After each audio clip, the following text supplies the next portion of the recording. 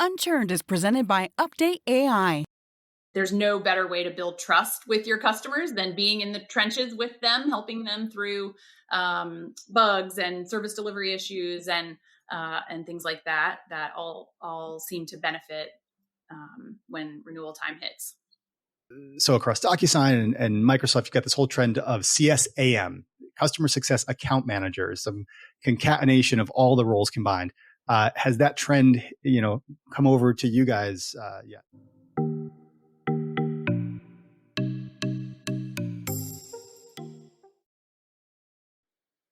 Hey, everybody. Welcome to this episode of CS and BS Unchurned. Kristi, we should talk about that because I don't know if we're going to talk about that. I talked about it with John. I did not talk about it with you, and we didn't talk about it together. So okay. Well, but John's not here today. He is not here today. Let's have that conversation now. Yeah, and then we'll introduce our guest. Yeah. Okay. So we think that we want to go under the Unchurned umbrella with like kind of like a CS and BS byline, like a tagline, but like keep it under Unchurned. And so we need to have that conversation, I think, is when we. But I think was the conversation that you didn't want like my name popping up all the time, right? I think that's what John said to me. Listen, that's John's thing. I have my own. Listen, when you Google me, I have plenty of stuff. I'm okay. Oh, we know. Maybe John wants to make sure that he is getting some visibility for all of his hard work here. Yeah. Yeah. And he should. He should. Yeah. And he's already got his music on Spotify, which is incredible. Right. So there's that. So what is it? So hi, I'm Josh. This is Kristi. This is Unchurned. And that's Emily. Well, we haven't introduced her yet. We do that afterwards. But people can see her. So this is Unchurned. Okay. This is Unchurned and this is Emily. So everybody, welcome. We'd love to welcome this week Emily Lockhart. Emily is the Vice President of Customer Success at Percona. Emily, it's such a pleasure to have you on the program. And I always botch the companies of our guests and what they do and kind of everything. So I want to give you the opportunity to introduce to the world, to all of our 5 listeners, a little bit about Percona. Awesome. Thank you so much for having me. It's so great to be here with you guys. So Percona, we're an open source database software and services company. We provide solutions for our customers that are looking for top-notch open source software, as well as the support and services to help them manage their database infrastructure. And fun fact, we're a globally remote company that was actually founded that way over 15 years ago.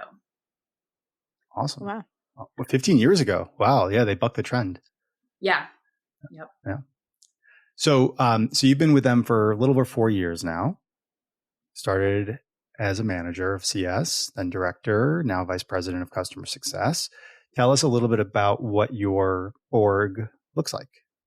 Yeah. Not literally what they look like, but composition-wise. All great looking people. Fortunate to carry the weight. No. So I've been there for almost 4.5 years in progressive roles, like you said. It's been an amazing journey and have had the privilege of working with just such a diverse group of people, both within my team and across our customers. But I have 3 teams under the customer success umbrella. So I've got customer success managers, which you would expect. I also have service delivery managers, which focus, they're kind of like a hybrid project management and account management role that focus on our managed services customers. And then I've got technical account managers, which are kind of one of our most senior technical resources that have kind of hung up their like hands-on keyboard work with our customers and are focusing on like strategic account management with some of our biggest and most complex customers. So each a little different function, but all focused on creating great relationships with our customers that drive value and help them achieve their goals. There's this trend, Kristi, I know we did it at the same time. Ladies first. No, talk about your trend. There's a trend of CSAMs, customer success account managers, which is a ridiculous concatenation of titles altogether. You've got Microsoft, you've got DocuSign, you've got other companies that are doing this. It kind of makes sense. I get it. They just need a new kind of title around it. But is that something that's kind of come the way of Percona? Have you guys had conversations about bringing? Do you guys own renewals, first of all? And if so, has that trend kind of pass through the boardroom table conversations? Yeah. So we, I was saying, been there, done that. So as part of one of our reorgs last year, we actually separated the customer success manager role that was focused on onboarding and product adoption and customer health and things like that. And separated the renewals and developed a customer account manager role. So we removed the S and it was just customer account manager. And that role was focused on purely the commercials with renewals and expansion. Since then, we've reverted back to kind of merging those roles under a single customer success manager role. And I think our team is happier. I think, you find that there's no better way to build trust with your customers than being in the trenches with them, helping them through bugs and service delivery issues and things like that all seem to benefit when renewal time hits. So Emily, you mentioned that your organization is made up of 3 teams. You had success, services, and then you said these technical AMs. Typically, when you hear a VP of customer success, they'll usually talk about technical support in their org. And so you didn't mention that. I was curious, is that part of your team or where does that sit in the business? Yeah, so our technical account managers are kind of that liaison with our support team, our technical support team. But that is just such a different beast with the technical nature of our business that sits under our global services team, and that's under a separate VP. Got it. How'd you get into customer success, Emily? So I actually have an interesting background, or maybe not. Of course it's coming interesting. From my background is in actually the healthcare and nonprofit sector. And I had focused on communications and fundraising and some operations work over the last decade or so. And, I knew or got the feeling that I was kind of looking for a change and was looking for kind of different opportunities and career growth, but wanted to stick with the feeling that I was making an impact. And so as I was looking into tech and different industries to make that jump, I stumbled across, both the open source world as well as customer success. And I really felt like, the open source industry or community, I guess, within tech really is that bridge kind of from the nonprofit sector where it really focuses on collaboration and authenticity and transparency and making the world a better place. That really felt like it bridged that jump for me. And then customer success too, felt like kind of this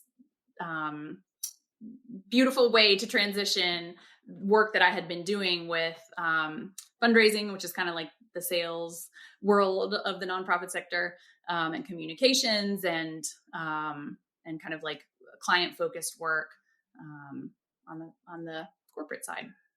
And in what way, what's the biggest way that it's been different from what you thought going into it? I think, my own expectation was I needed to be super technical and I was going to have to kind of really onboard and have that steep learning curve quickly. But I think, there's so many, that misconception that I think that you have to be super technical to be in tech is one that I have kind of overcome now.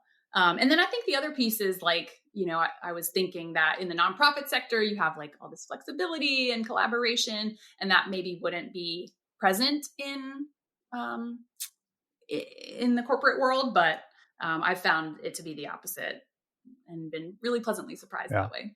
So we have the benefit of having somebody who knows a ton about CS and has been in it for years and years and years on this show as our co-host. And then there's also Kristi. I saw that so coming. Obvious. It was so I obvious. did. But I'm starting to ask our guests what is on their agenda right now? What are the top priorities, challenges that they're faced with? Like what are you solving for? Like what are your top 3 this year? It's crazy to say we're almost halfway through 2024. Isn't that nuts? But what are your top 3 things that you're solving for this year for your team at Percona? Great. I think that's a great question.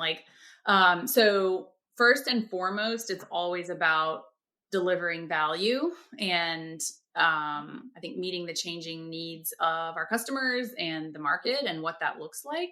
And so we're kind of trying to continuously improve and iterate on what that value looks like with in terms of what we can deliver, both on the software side and the services side. And then, CS as kind of that go-between between our customers and the delivery side. So that is definitely top of mind. So value delivery. So making sure there's clear value delivery to your customers. Yep. Cool. I think that's going to be on the top of your list, of your priority list for quite a long time. Maybe like the rest of your career. Yeah. Forever. Yeah. Forever. So how are you doing that? Like, what's the problem within that? Or not problem? Like, what's the area that you're really focused on within value delivery this year? This year, I think so. Having gone through a recent reorg and total shakeup within our account teams with their customer base and their book of business, really it's about building relationships and getting close to our customers and understanding their roadmaps and their own needs so that we can map what we have to and bring the most value quickly to them. So getting closer to the customer. Yeah. Kristi, how are you guys going about this? Like what are some best practices that you've kind of seen in this realm? Yeah, I think, so it would be interesting, Emily, to dig into there with you is just understanding like what the specific challenge is. So one of the things that we focused on at Client Success and something that it's a model that I've deployed at a few different companies is just making sure that one, upfront, we understand how we're defining value for each of our customers. Now, what we've found is that, and maybe this is something you've run into, most of our customers struggle significantly to articulate what that value is, right? They know that they're solving for something. There was some pain that brought them here, but when you ask them to quantify or like come up with a SMART goal or metrics in which they're using to measure the partnership, it's like radio silence. And so what we've done is we've put together some frameworks that help our customers get there and then really focus on tracking them with that kind of like a maniacal focus actually on that tracking mechanism. Because at the end of the day, I talk to CSMs all the time and I ask them, what's the primary objective of your job? Well, it's to deliver value for our customers. And I'm like, great. How are you tracking that? And it's like, nobody knows because nobody knows what the value is. So I'm curious to see is that the problem that you're solving for? Is there something deeper where there's a gap in the ability based on the previous org structure or product or your processes or something more tangible that you think you're diving into here?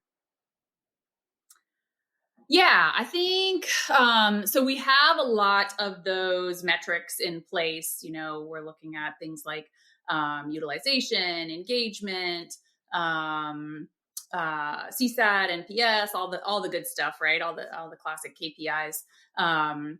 But I think, at this point, it's really around time that our team hasn't had until recently because of the stability to really focus on that.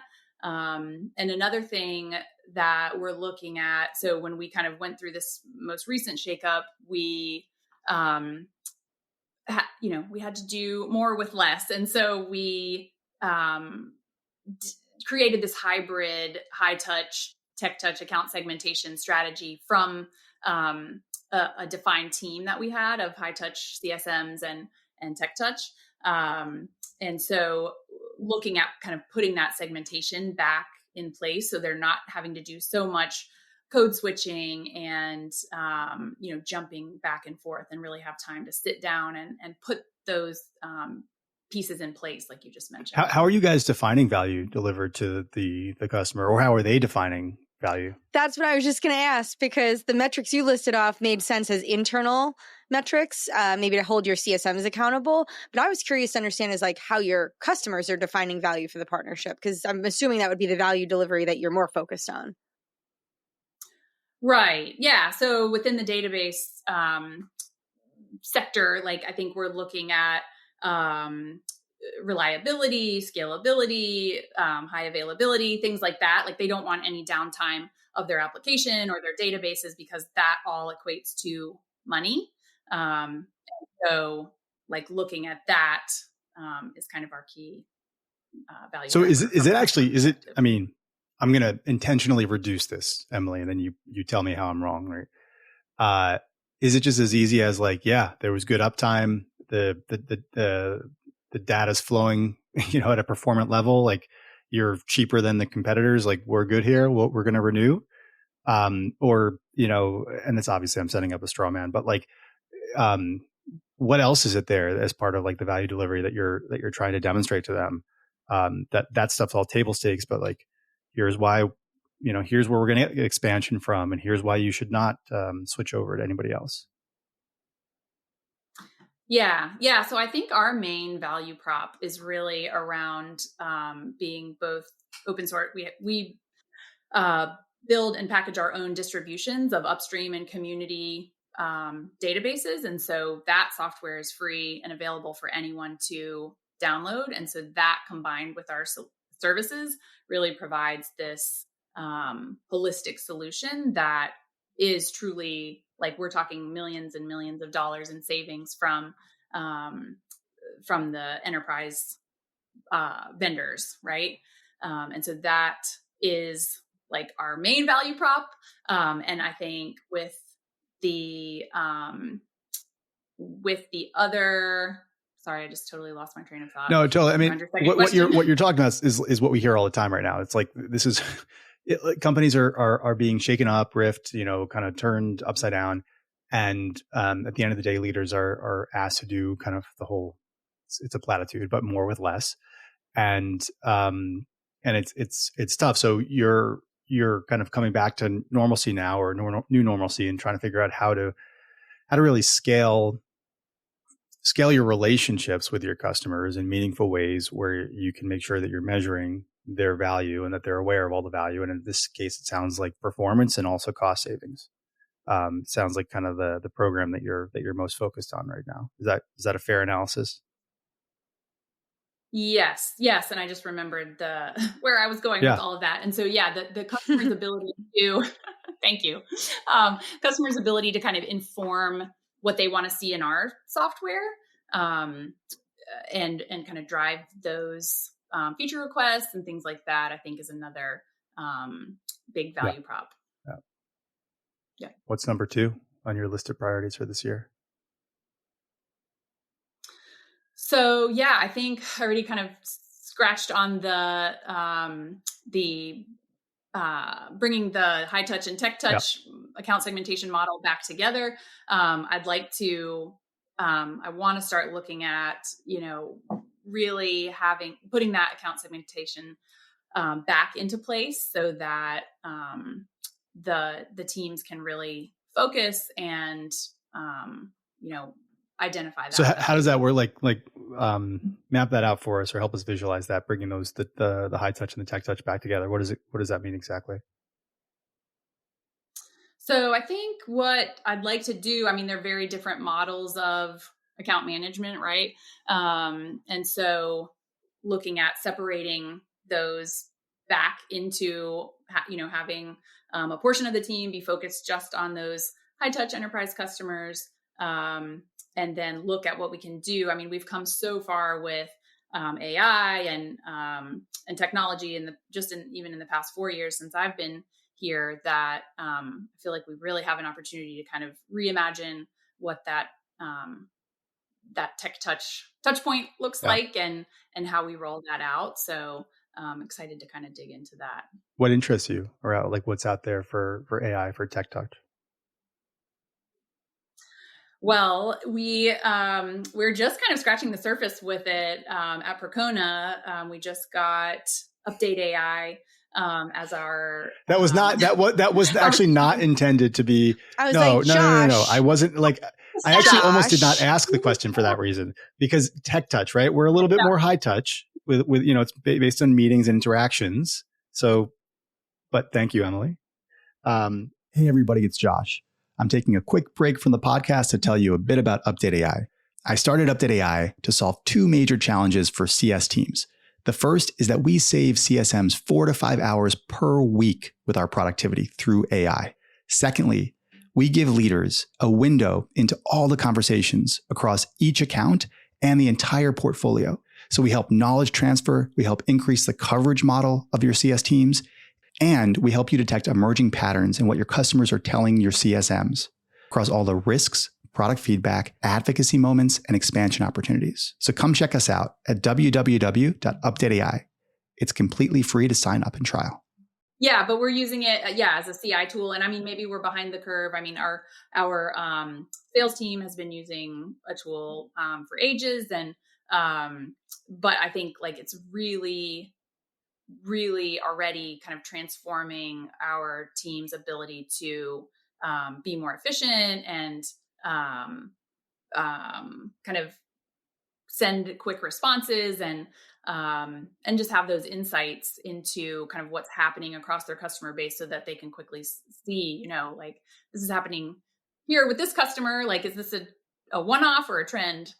So looking at that, and then, like just kind of automating playbooks and things like that. The other thing we're looking at is like still in that same vein of customer value and kind of getting closer to the customer with revamping our executive sponsor program and launching a customer advisory board. Nice. So I'd love to hear your experiences with customer advisory boards and how those have worked and kind of been transformative, because this is my first foray into that. Yeah. I mean, listen, we're as you know, we're a growing startup. We're a different scale, but I love them. I come from a product background, so speaking to the customer directly is the most important thing for us. And it just, your question now just comes off the heel of my emailing our user base this morning, telling them that SendGrid lost our customer advisory board contacts and asking for new volunteers to join our board. And so like literally I'm in my inbox right now, I'm getting responses now of folks. And so we utilize them like very much. We have surveys that go out to people, and we have questions about like what are the different types of product experiences that they want to see. We do group focus groups, and we have new products that are coming out or just came out. We want to get feedback from them.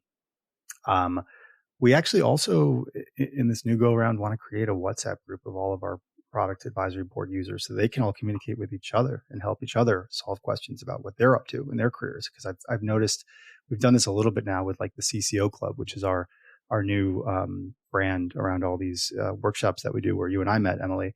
And we've noticed that people are really active in those communities, really helping each other. So, want to give people a purpose more than just helping us, also for them to network, within their own groups.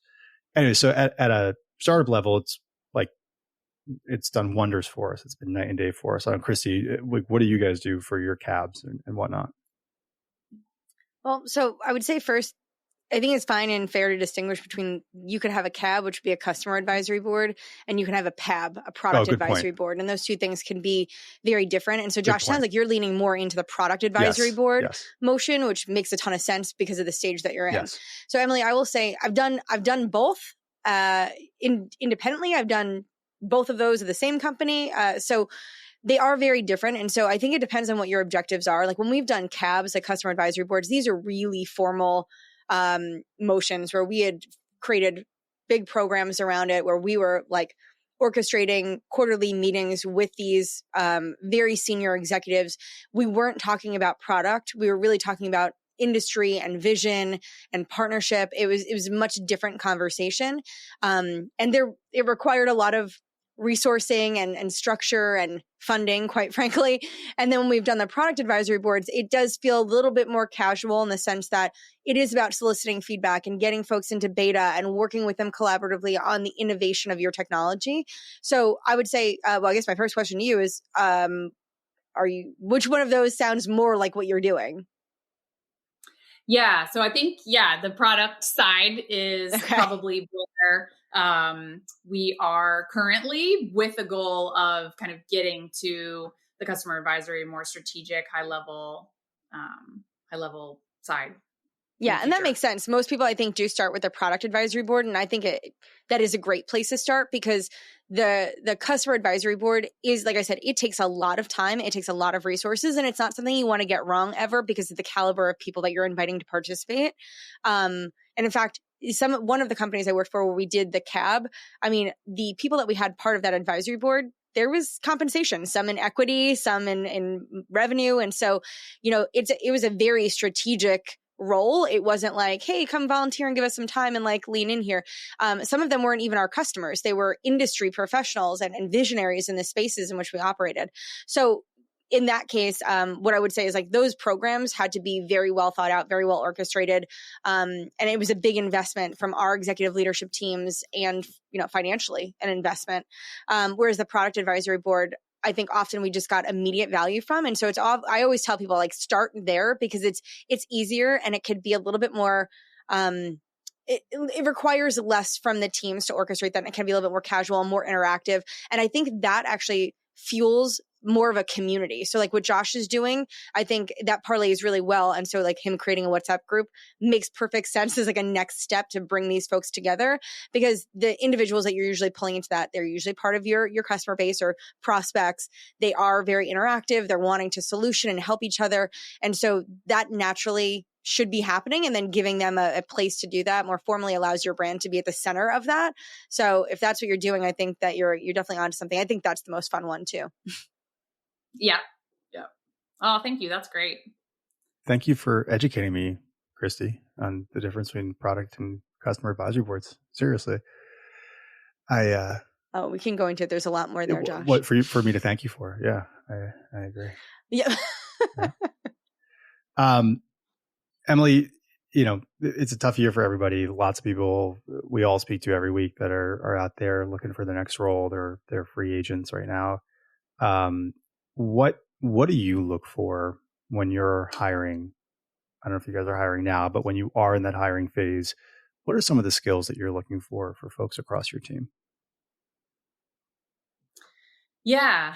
So, I mean, taking my own experience into account, I know like you can have success with the right combination of interpersonal skills, excellent problem solving abilities, and because we do own the renewal, you've got to have a strong sales acumen. But I think everything else, like product knowledge and industry specific skills, we can teach. So a few key things I look for when interviewing new team members. We don't have any openings at the moment, but stay tuned. We might in the near future. But what I try to focus on and build within our team are around like empathy, strong communication skills, like I said, problem solving skills, a lean toward proactivity. I want people that are continuous learners. And at the end of the day, like a positive attitude and kind of a resilience or thick skin are really important in customer success. Yeah. So the perfect person, basically. Yeah. Exactly. For me, it'd be proactivity, like leaning in and ownership. That's just for me. That's always the biggest sign. How do you look for some of those traits that are more important during the interview process? Is it just kind of like gut intuition? I mean, you can tell somebody's communication skills, and you can kind of tell their earnestness and those sorts of things when you're talking to them. Are there any specific things that you do or look out for? Yeah, exactly. A lot of it you can tell just with how they communicate throughout the interview process and following up and things like that. Some of it is gut and intuition. And then we do some like, behavioral based interviewing questions, like tell me about a time when you XYZ, to talk about, their history in working through different problems and situations. Wait, let's interview Kristi right now. What's one question that you would have to what trait do we want to evaluate Kristi on? Just pick one, Emily, out of all the ones that you listed. Yeah, let's go with proactivity. Proactivity. Kristi, you're going to crush this, right? All right. So I hope so. So I haven't interviewed in a long time. Yeah. Well, I'm going to step out of the way here. I'm the recruiter. I just, brought Kristi into your office, Emily, and you're jumping straight to the proactivity question. Ready, set, go. Oh my gosh. No, Kristi's on the spot. Emily, I'm the one that has to answer it. I'm the one on the spot. So describe your, so I guess I probably wouldn't even give away that I was trying to get a sense of their proactivity. So I would say something like, describe your account management philosophy or how you approach account management with your customers. So my approach would be first by starting to understand how they're defining value and then working with them in collaboration to define a suitable program that meets their needs and expectations. So what I mean by that is obviously every customer has a desired way that they want to engage with their partners. And so leaning into that, right? We're going to have recommended ways, but ultimately they're going to dictate to us what they can engage us on and how they would want to do that to see that value through. So as I'm working with my customers, the first thing I would do is one, make sure that we've got a clear understanding of how they're defining their goals and the metrics around that, because at the end of the day, that is how we're ultimately being measured against. The second thing would be designing a mutual plan with them to understand how we're going to get there. That is going to be through the product and through the partnership. So maybe some consultative way that we're approaching their training enablement, their change management, their organization. The third thing was, after I obviously get that all locked down, is to make sure that we've got a way to track all of this over time. And then my proactive approach to engaging my customers would be to make sure that we're maniacally focused on getting them there. Now, this might mean, a set cadence of engagement earlier on in the partnership to make sure that we're establishing what this will look like. And so maybe that's a biweekly approach, maybe weekly, monthly, whatever. As we move further down the partnership, that might need to be adjusted as they start to really take hold of the product in their organization and start to get to that value. But ultimately would be engaged on those metrics and making sure that I'm doing everything I can and within my power and based on the engagement we've established together to help them realize that value at the end. Ultimately, my goal would be able to articulate that we've achieved those goals to the broader organization so that they're seeing that value and will continue the partnership. You're hired. I tried to do that in 30 seconds or less. That was so painful. Thanks, Josh. Well done. Amazing. I hate broad questions, Emily. Well, you gave very specific answers. That was great. I feel like that's what people want. Well, I mean, that's what I would want to hear. I'd want to hear the specificity. If I was asking a broad question, I don't want a broad answer. Well, what do you ask, Kristi? Right? How do you gauge somebody's proactivity? Okay, so like Emily, I do all of the behavioral style questions, right? So tell me a time when, give me an example of, and so everything that we have is broken down into different things. So the interview process we have is focused on account management, being one of them, right? So I might say tell me a time when you were faced with a customer who disengaged from the partnership early in onboarding and never got to a point where it was basically failure to launch, right? Tell me, how did you navigate that? What did you do? How did you get them back on track? What was the result? And so I'll have them tell me a story that is specifically aligned to that. Now, if somebody doesn't have that exact experience, which is, it happens if you're hiring somebody who's a little less experienced, I might say, how would you approach that? And so what I'm looking for is are they going through the proper processes there that I would assume a customer success manager would go and execute against, right? Or it's tell me, what do you do when you find that, and I give them all the basic situational ones, right? Tell me a time when you lost an executive sponsor and there was a gap in the partnership for an extended period of time. How did you keep the organization engaged to maintain the partnership and value realization?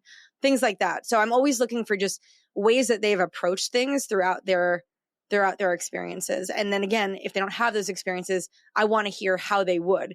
Now, obviously, if you're interviewing somebody for a senior role, you're looking for specific things. And if it's a more junior role, you're probably, there's expectations are slightly different. And Kristi, in your interviews, when you're interviewing others to work for you, do you allow them to talk or do you do most of the talking? No, no, Josh, I don't. I do all the talking, and I tell them if they can send me a Loom video later in the week with their responses to anything I said. I don't talk. I just ask questions. Be nice to me. Especially after the post you wrote this morning. How can I not be? I know, it was so sweet. I know.